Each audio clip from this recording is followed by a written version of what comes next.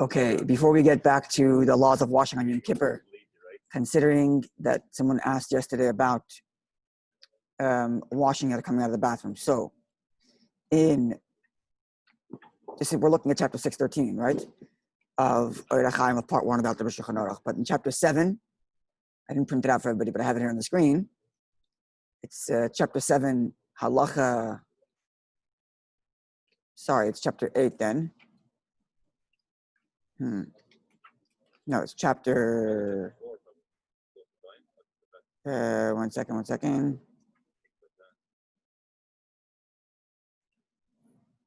It's chapter 5 or 4, maybe you're right. 1 second. I didn't think of it. Yeah, chapter 4. I'm sorry. Chapter 4, halacha here. Halacha number 18. It says, certain situations require that the hands be washed with water specifically and not merely by cleaning with other substances. Those not require that the water be poured over them 3 times. But in footnote 7.1, he says, in practice, customs vary.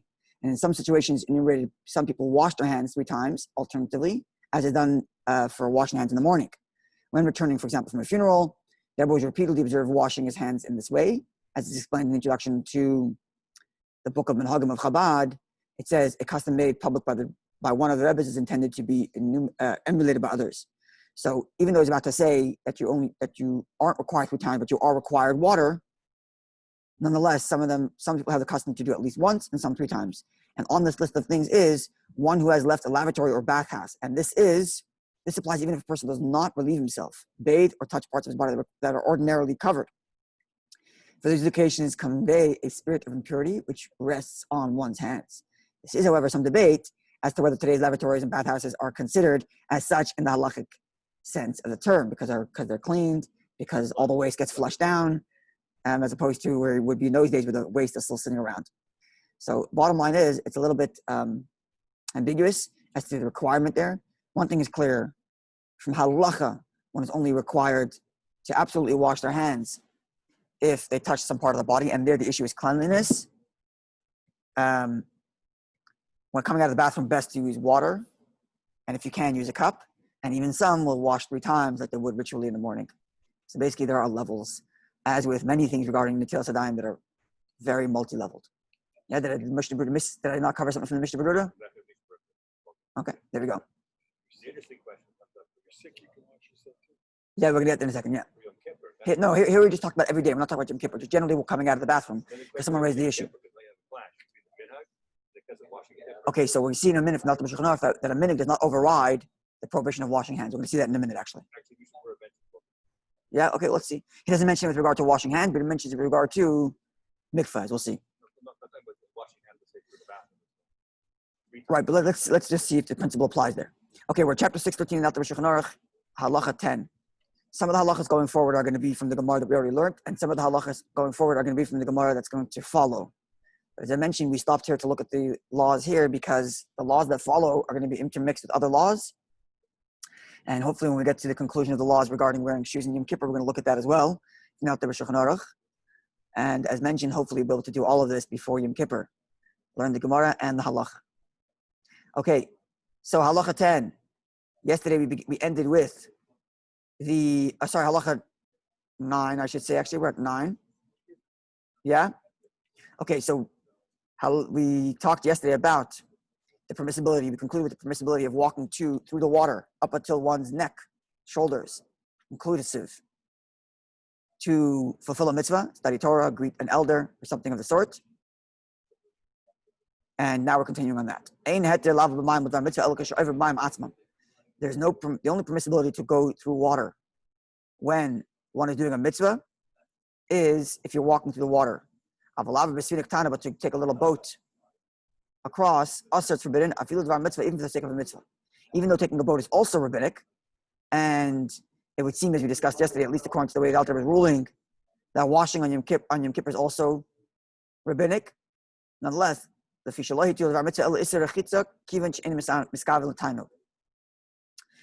only reason why you're allowed to wash for the sake of a mitzvah is because you have no intent for pleasure, which means if somehow your mitzvah included intent for pleasure, then you wouldn't be allowed to bathe on Yom Kippur, even part of your body. The reason why here you're allowed to bathe, because you're walking through the water, you're allowed to bathe up to your shoulder, is not just because it's a mitzvah, but primarily, as I mentioned before, two conditions are: A, it's not your whole body, and B, you have no intention for pleasure. The fact that it's a mitzvah is only indicative of the fact that you're not doing it for pleasure, but it has to be specifically not for pleasure. But taking a boat on Yom Kippur, which has an absolute prohibition, at least rabbinically, permission is is explained in the laws of Shabbos in chapter 1, 2, 4, 8, and 3, 3, 9. As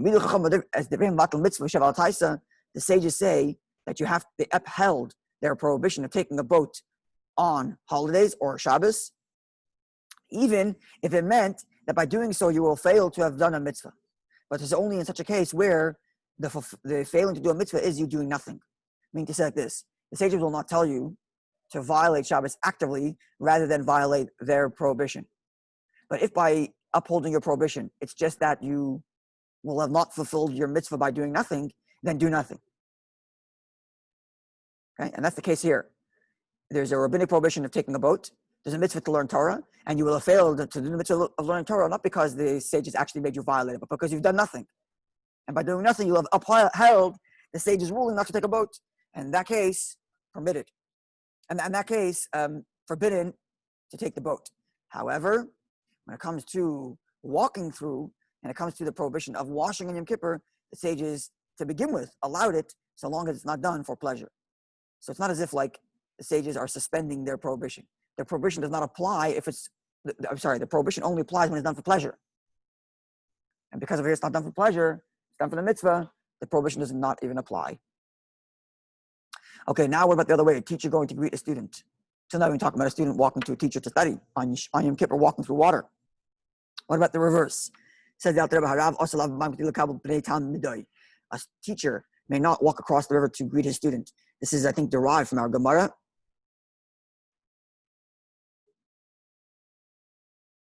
Yeah, it's derived from our Gemara. Even to greet a friend is forbidden to walk through the water. If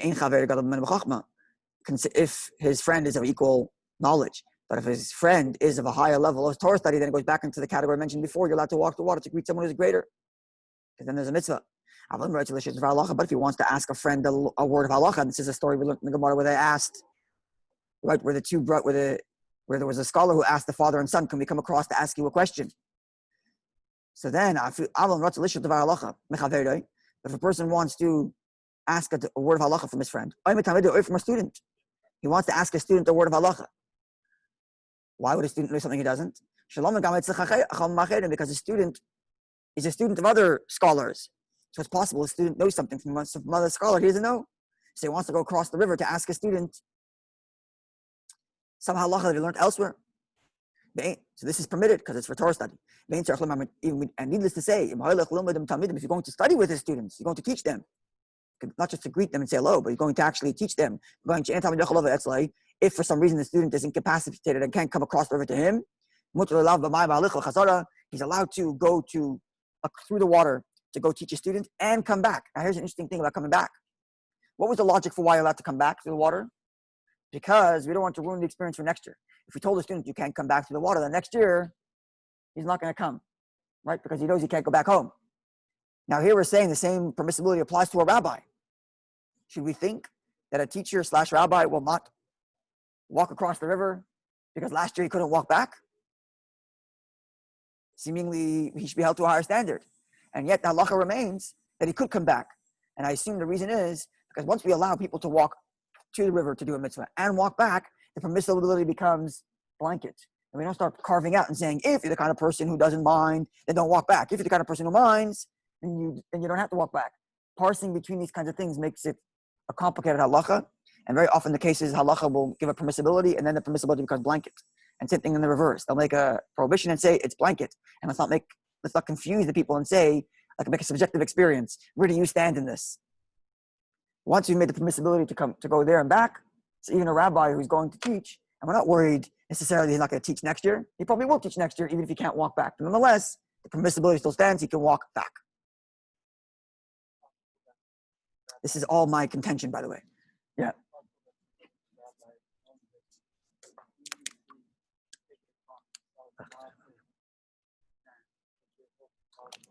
I was thinking that, and it's very possible. It's very possible that a scholar will say, you know what, I don't mind spending the rest of Yom Kippur on this side of the river. And if it means I'm going to avoid the possibility of maybe violating the stages of washing on Yom Kippur,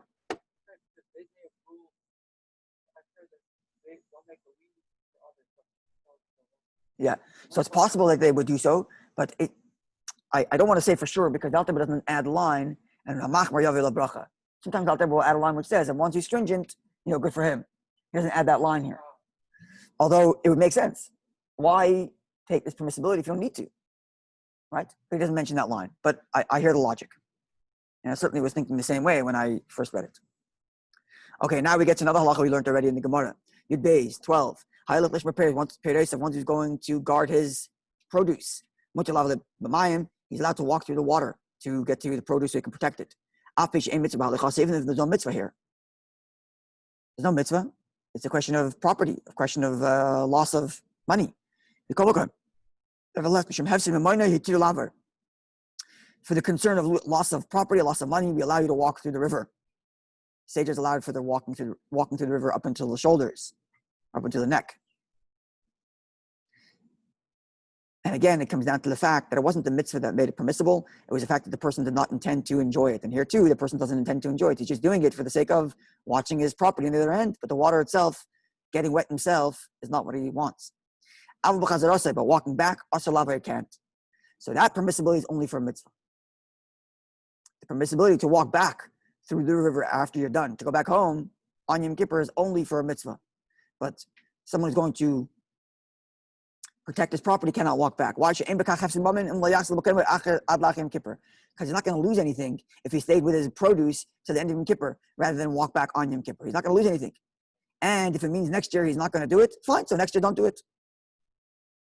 When it comes to the mitzvah, we let you go back home because we're worried. If we let you go back home, next year when we invite you to learn, you're not going to want to come because you know you can't go home. But we tell the person you can go watch your produce, but you got to stay there till the end of Yom Kippur. And he says, after till the end of Yom Kippur, so next year I don't want to do it. Fine, so next year don't do it. It's your choice. When it comes to a mitzvah, we want to encourage people to make sure that they want to do mitzvahs next year. They want to study Torah. They want to come to shul. And if it means we have to allow them to walk back home through the water, and so be it. We'll let them walk back home through the water. They have to go back for a mitzvah. If they have to go back for a mitzvah, then they're going back for a mitzvah. And it's something else. Then it's a new walking. They're not walking back home. They're walking to a mitzvah. Right? In other words, if shul is back home, and they want to walk back to get Ne'ilah, then they're not walking back home. They're walking back to Ne'ilah. If they're walking back home because they're done watching their fruit, or because the next guy came back by, now if that person's turn to watch the fruit and you go back home, now why is he walking back home? Just because he's done. If that's the case, don't do it. Maybe next year you're not going to want to watch your fruit because this year you weren't allowed to go back home. Fine, so don't watch your fruit next year. I think that's the logic. It seems pretty clear, yeah?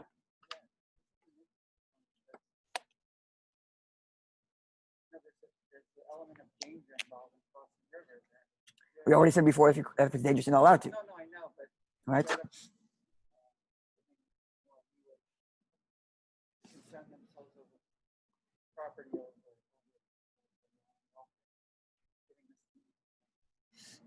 There are a lot of cases in which you're allowed to take a certain amount of risk to protect property, right? For example, a person has a job, bricklaying on some high floor, on some high building. There's a certain risk involved, which is why it's a higher paying job. But if you're taking whatever precautions necessary, Allah will say you're allowed to. Right? There's a certain personal risk you take by traveling also, right? You're allowed to travel. Even though the Allah tells us where you're allowed to travel, when you're allowed to travel, make sure you go with a caravan so that you're taking safety precautions. Nonetheless, it's not a guarantee that you're not going to, that it's safe. Taking a boat for sure back in the old day. So there's a certain risk you're allowed to take even from Allah. Right? Okay. 13. Even in all the scenarios mentioned above where you're allowed to walk through water on Yom Kippur. It's only in such circumstance where there is no other alternative way to get to your destination other than going through the water. If there is some other alternative path to get to your destination by going around the water, even if it's a very long path, better take the long route than walk through the water. Because even though excessively walking on Yom Tov and Shabbos is also a rabbinic prohibition. It's also a rabbinic prohibition to do excessive walking to work yourself up, right? Not to do exercise on Shabbos or Yom Tov by rabbinic ordination. So one might think there's two rabbinic prohibitions here. One is washing, and one is overly walking and overworking myself. Nonetheless, says the Alter Rebbe, the better one to choose is to walk rather than to go through the water. Why? Because the water has two concerns. Number one, because walking through the water has the prohibition of washing. Okay, that's been lifted for the mitzvah. But there's another thing here. It's very likely, it's very close that a person will get to wringing out their clothing because they walk through water. So because walking through water has two concerns, whereas taking the long walk only has one, if at all, and it's not guaranteed that walking around that your long path is such that it would violate the Chachamim sages of overworking on Shabbat. But even if it did, it's only one concern, whereas walking through the water has two, the washing and the wringing out. Yes. Also, what about, let's say, the tchum? If it's a question of tchum, then for sure you can't. Because tchum is deraisa, even though the measure of tchum is derabbanan, but tchum itself is deraisa. I would imagine. Doesn't say so, but I would imagine. If you live on an island or across the river where there's a shul, Yes, if you have no choice, then you can walk through. He's saying if you have all the permissibilities we gave before, where you have no other option. If you live on an island, then the only way to get to the shul is to walk the river. So walk the river. But if you have another option, then don't. Sorry? you row a boat if it's too deep, She said before you can't row a boat. so you can't go. You can walk. Oh, if it's too deep, Walk, yeah. then you can't. You can't. So what do? He stays home. Stays home. Or He stays rent an apartment before Yom Kippur on the other side. Or rent a bed in someone's house or something. Okay. Mutter. Now this is something which comes up in the Gemara later, but we'll learn it now. We'll finish the. Okay, we'll try to move a little faster now because I want to finish the Siman, and Monday get back to the Gemara. But the halachas we're about to learn now is going to come up later in the Gemara. So when we get to the Gemara, it's going to be like learning the source after the law. But nonetheless, the Gemara says like the halacha is like this: Mutter l'tzanabetit. One can cool down in using by coming in contact with mortar, making him cool down if he's overheated, even though it's somewhat moist. This does not entail violating the prohibition of washing on Yom Kippur, even though he's getting wet, even though he's touching water. If it has so much liquidity, to the point that if he were to put his hand in it, there's enough water attached to his hand. That if he touched his other hand, then the second hand will get wet too, from the first hand which got the water from the mortar. So it's so wet that it would make your hand wet enough to make another hand wet. This is called wet to make something else wet. Also, then you cannot use this water to cool down, because then it's considered as if you're bathing in the water, you're washing in the water, because it got you so wet that you make something else wet. Okay. Now today we have air conditioning, and that's how we cool down. But I guess back in the day, if you're in the hot desert and you're fasting all day, it can get very, very hot. And if you can't wash, how do you cool your body down? It can be very. He doesn't say he's doing this for a concern of health, because I imagine for the concern of health, as we're going to see, there's straight up permissibilities. But it would seem that it was a normal thing. People would cool down. They'd wash their face with water. And now you can't do that the whole day. You can get very schwitzy. It's very uncomfortable. So you have to find some other cold materials that you can touch that will cool your body down. And clay is one such material. It doesn't retain heat so well. So if you get up, apparently. So if you get up close to it, I guess if it's in the shade, for sure. So if you get up close to it, you touch it, it'll cool you down, especially if it's a little bit moist. But to what point do we say that you're touching that moist clay is in violation of bathing on Yom Kippur or washing Yom Kippur? Answer: if it makes you so wet that your hand can make another hand wet, then it's considered washing on Yom Kippur. Continues. You can cool yourself down by holding some cold fruit, if you had such thing, or by holding a baby whose temperature is lower than your own. So you're holding the baby, and the baby cools you down. And all kinds of empty vessels, especially if they're metal. Whether it's silver or gold. Whether it's earthenware, right? It's all dry and it's cool. And use those to cool yourself down.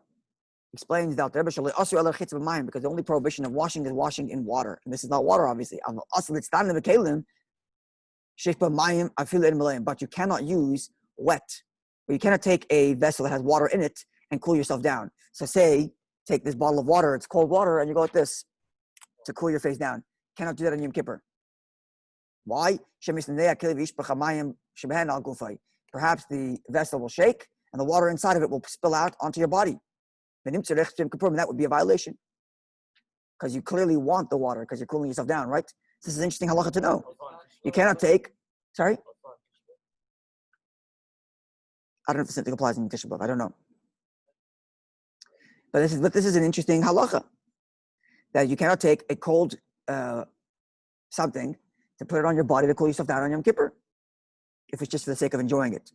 Okay, today we don't run into that problem because we have air conditioners, thank God. But in theory, it's good to know such halacha. Okay, Tezayin. Even though, as far as the strict letter of the law goes, mutter, lishreis, but mapa b'mayim, one is allowed to take a cloth, soak it in water before Yom Kippur, before Yom Kippur. When he takes it out of the water before Yom Kippur, and he leaves it on a table, let's say, and it's slowly drying out over Yom Kippur. To the point that it doesn't have the qualification of tefes l'manas latzviach. What does that mean? It means it's so dried out that if I touched it, my hand might be moist, but not enough to make the next hand moist. Okay? So he has a cold cloth, sorry? So it's quite dry, but it still retains some coolness and at least some dampness from the water you put in it before Yom Kippur. So it says out there, but from the strict letter of the law, and then the kanech upon of the other rag, then he can wash his hands, face, and feet. They will start him to cool himself down. Even though he's not doing it because he wants to remove the dirt. If he's doing it to remove the dirt, he's allowed to, as mentioned before. And in the morning, we already said you're allowed to rub your eyes with the wet towel that you wash negavasa with, right? Because that's a question of removing the shena, removing the sleep from your eyes. But now he's doing it just for the sake of pleasure. Because he's too hot, he wants to cool down, so he's taking this cloth and cooling himself down. And it's not so wet that it makes him tefech amanas latzviach. It's not so wet that it'll make his body wet to the point that that part of the body can make something else wet. So even though he's doing it for pleasure, but because it's not so wet, nonetheless, mutir min adin from the strict letter law is permissible, because it's considered dried out. It's dry once it is not so wet. Of tefech amanas latzviach, it's not so wet to make your hand wet, that then your hand can in turn make something else wet. It's considered dry, and because it's considered dry, you're allowed to put it on your body to cool yourself down, even if you're just doing it to enjoy. As explained with the laws of Tisha B'Av. So there's your answer, Aaron. The same halachas apply to Tisha B'Av. But this part of the Shulchan Aruch that the Alter Rebbe writes about Tisha B'Av, actually we don't have because it burnt. As many other parts of the Shulchan Aruch did burn as well. So the manuscript is gone. We don't have that part of the Shulchan Aruch, but it would seem clear that the same law applies to Tisha B'Av. What are you going to ask? Yeah. But not from washing. You're allowed to have pleasure in Yom Kippur. Yom Kippur is not a sad day. It's a holiday. You're allowed to have pleasure. It's just washing you're not allowed to have pleasure. So if it's not washing, enjoy yourself as much as you want, right? It's not a sad day. So if you enjoy yourself by holding cool fruit, hold cold fruit, right? As long as it's not a question of violating washing. And the same thing is true here with this damp towel that's been dried out to the point that it doesn't constitute washing, right? Nonetheless, says Alter Rebbe, even though this is all from the letter of the law, nonetheless, when it comes to Yom Kippur, one should be stringent and not use such a cloth. Why? If he were to use that towel a little early before it fully dried out, besides for the issue of washing on Yom Kippur, which is a rabbinic issue, you also run into the biblical prohibition that you may end up wringing out that cloth by pressing it against your head. So therefore, it's best to be stringent, even if it's dried out from the water. Which was there before. Perhaps you're not going to wait long enough for it to cool, to dry out strong enough, and you'll end up using it while it's still damp. In violation of rechitza, in violation of washing on Yom Kippur, which is rabbinic, and moreover, there's a biblical concern, you might end up bringing it out. It would seem from here, again, we don't have that part of the Shulchan Aruch that talks about Tisha B'Av, but it would seem from here that Tisha B'Av you don't have to be strict. Because in Tisha B'Av there's no concern of schita, there's no concern of bringing out in Tisha B'Av. It's only a question of violating the rabbinic thing of washing on Tisha B'Av. right? And because of it here, it's not that you're lechatchila to begin with taking something that's washing and washing yourself. You actually think it's dried out enough, but you made a mistake and you came and it's wrong. So we're not going to tell you don't use out the dried one because you might make the mistake and take out the wet one. So let you do it on Tisha B'Av. But on Yom Kippur, they say it's best actually not to even use the dried out one because you might not realize you might not wait long enough for it to be dried out. And then it's not just the issue, maybe you violated rabbinically, but you actually may have violated biblically too by wringing out the water. You know something? Is that clear? Okay. Now we get to something Alan mentioned. Chayla, someone who is not feeling well, even though there's no risk, danger to his life, he can bathe and wash as he usually does on Yom Kippur. When it comes to eating, a sick person is not, we'll get to those halachas, and it's long and complicated and difficult, but the general rule is eating on Yom Kippur is only permitted for a chayla sheyesh b'sakana, for a sick person that's at risk. Because washing is only rabbinic, even if there's no risk, it's just not well, and he's allowed to wash. So to answer your question, a person has a part of his body that requires water, part of his body that requires washing, is to wash a bandage out, is to wash, absolutely permitted. Let's say he has a fever. Oh, so he has a fever. Sorry? Yeah, you can take a shower if you want. A cold shower to take down the fever? Yeah, it doesn't have to. You can do it at night. Seems like he's allowed to. What if he's sick? Sorry? It's very vague when it says that a person is sick, even though he's not in danger. So these are qualifications which we'll get to when we learn the laws of eating. It's going to go through this. So what exactly does it mean, a sick person who's... But generally speaking, we actually rely on doctors, generally speaking. And in fact, actually, if the doctor is stringent and says, oh, you're not at risk, but the person sitting there says, I feel at risk, we'll listen to the person rather than the doctor. It says whether he's at risk or not. Right. I'm saying over here, it doesn't matter. As long as he's sick, who cares? Right, but I'm talking... What's sick? What does sick mean? I don't know if headache constitutes as sick. It is vague. Maybe when we get to the laws of eating, we'll have better of a definition. That's good. It's vague. Okay. 18. Hakala, a bride. Achanisa after marriage. Muteres, allowed to wash her face on Yom Kippur. This is something we learned actually right at the beginning, right after the Mishnah.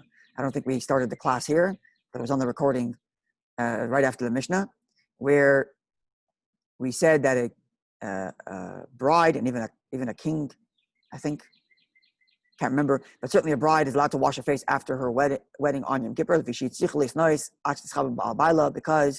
has to endear herself to her husband. Her husband has to be attracted to her. They just got married. He's supposed to be excited about her, so she can wash her face. How long after the wedding? Says the Shulchan Aruch from the Gemara, for 30 days after her wedding, she is considered a bride. So for 30 days after wedding, she's allowed to wash her face. 19. One who sees a seminal emission on Yom Kippur nowadays. Temple times is a different story because if he wants to walk into the temple, he's barred because he had a seminal emission. But today, it's only a question of rabbinic, especially considering the fact that Ezra's institution, where he said anybody who wants to study Torah after seeing a seminal emission must go to the mikveh. Anybody who wants to pray after seeing a seminal emission must go to mikveh. Right? That was Ezra's institution. That was his takana. That was his decree. He made mikveh for someone who saw a seminal emission. But today, because Ezra's takana was not widely practiced and accepted, it was essentially, I don't want to say rejected, but it's essentially not canonized in law that you are required to go to mikveh before you learn after a seminal emission. So because you're not required by law, you cannot go to mikveh on Yom Kippur in the morning, even if you had a seminal emission the night before, or pour 9 kav, which is a certain measure of water upon you. That's a case a person doesn't have a mikveh, he can dump 9 kav of water on him. Separate story. But the point is, he can't do that now on Yom Kippur. Even if somebody who is in his personal practice strict to go to mikveh every single day, or at least every time he sees a seminal emission. Right? There are many chassidim who follow this, that every time they had a seminal emission, whether on purpose or by accident or with their wife or not with their wife, they would go to mikveh the next morning before they daven, because of what Ezra says.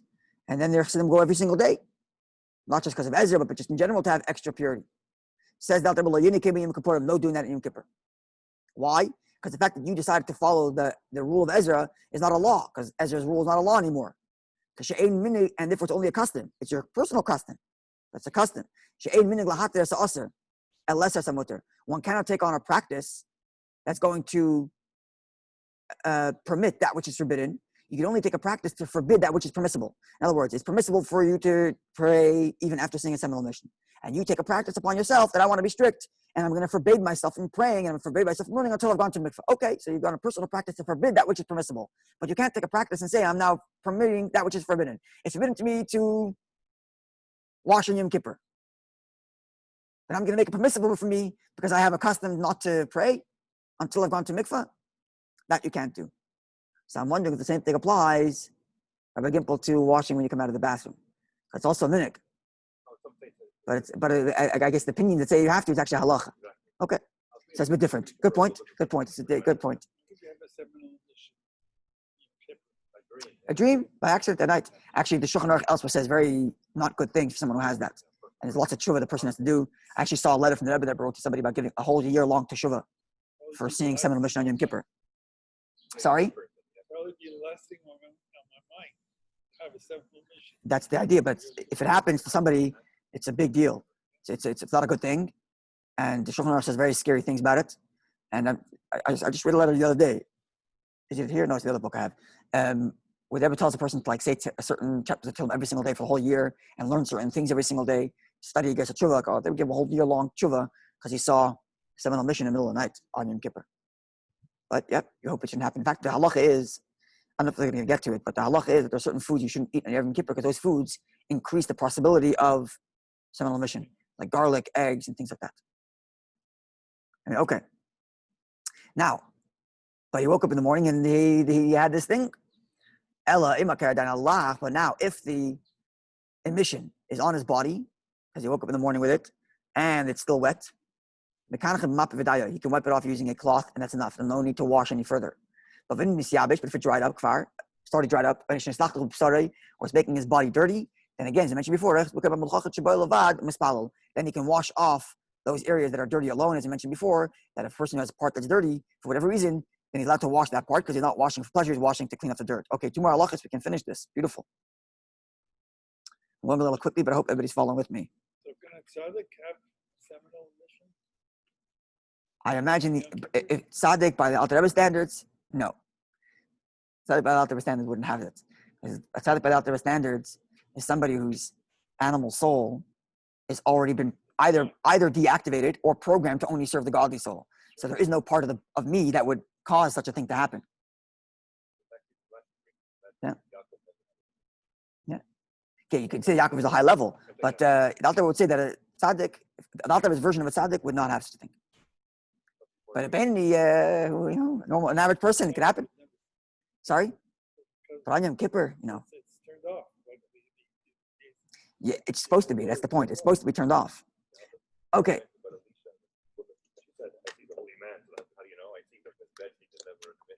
Yeah. See that others had it, but he was And you know something? Just to tell you that the Mishnah validates, people who have normal experiences. The Mishnah says that it was a miracle that the Kohen, one of the miracles was that the Kohen on Yom Kippur never had a seminal mission. Once a year, can't hold himself in. What's the big miracle? There's a miracle that the Kohen never saw a seminal mission? Yeah, the Mishnah counts that as a miracle that never happened.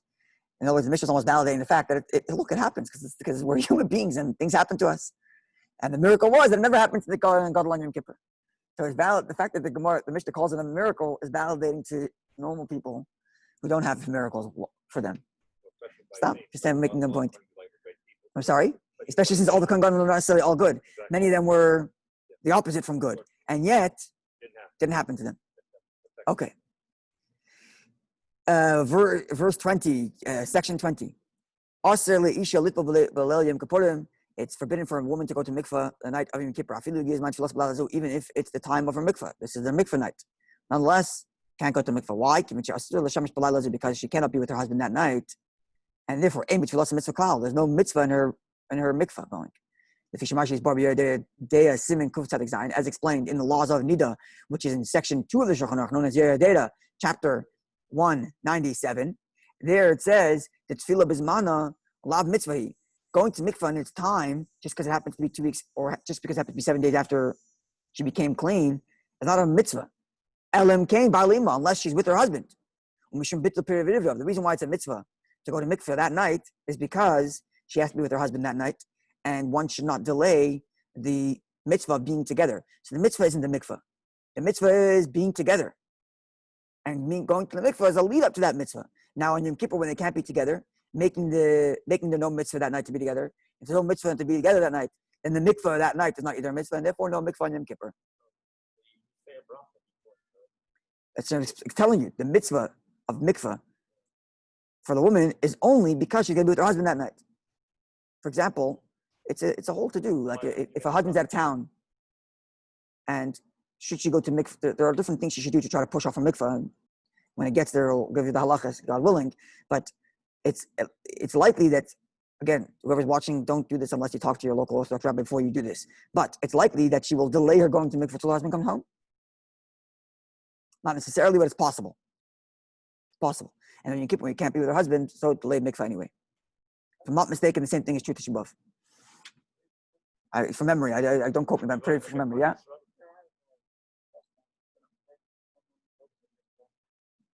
There is a custom that women go to mikvah before Yom Kippur. On Yom Kippur, there is such a custom, but it has nothing to do with biblical, nothing to do with her nida, with her menstruation, and nothing to do with her being with her husband.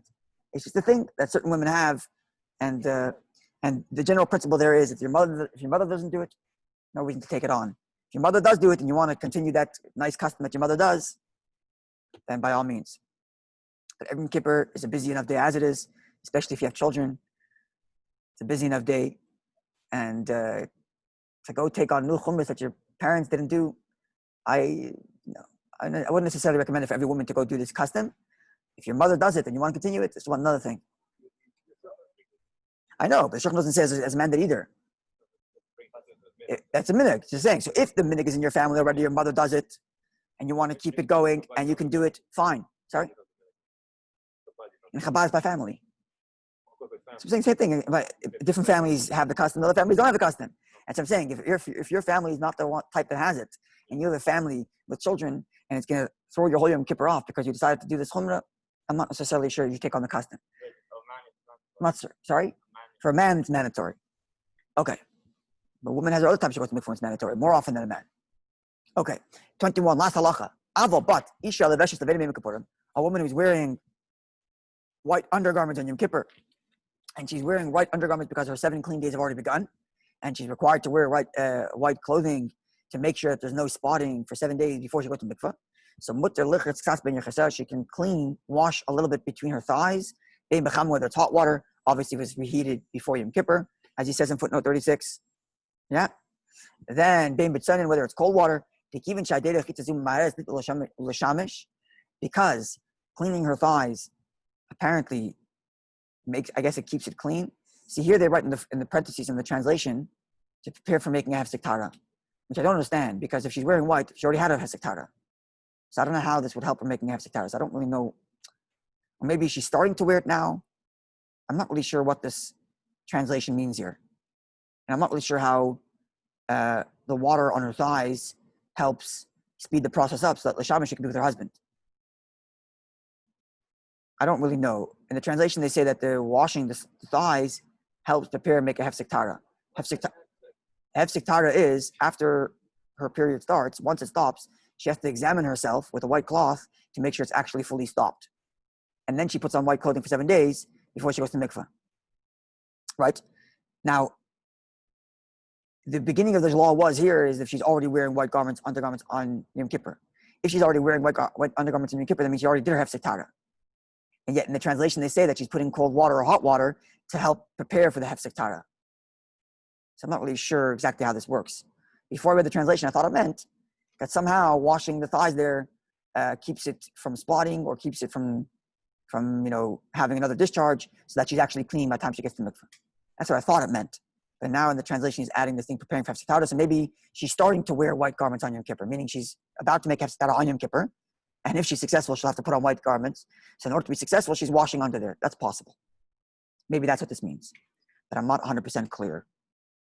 Anyway, the text is there. You can see it and come to draw your own conclusion. They were white cloth. The truth is actually, the Gemara describes that they had, people didn't wear anything. They wore just robes, right? But the Gemara describes a certain variation of underwear, which is, the Gemara describes it as a pocket strapped to the waist that was there to catch any emission that was expected to arrive. But if there's no emission expected to arrive, people wouldn't wear anything. So it seemed like from the Gemara. And this is, never mind the desert. Talk about the Gemara's age, which is only. It's 2,000 years ago, not 4,000 years ago. So I don't know exactly when undergarments came on the scene. Then she's cleaning dirt, and she's allowed to for sure. Then if she's cleaning dirt, she's for sure allowed to. This is a special halacha for helping the process go quicker. Not about cleanliness, right? Cleanliness, then for sure she's allowed to.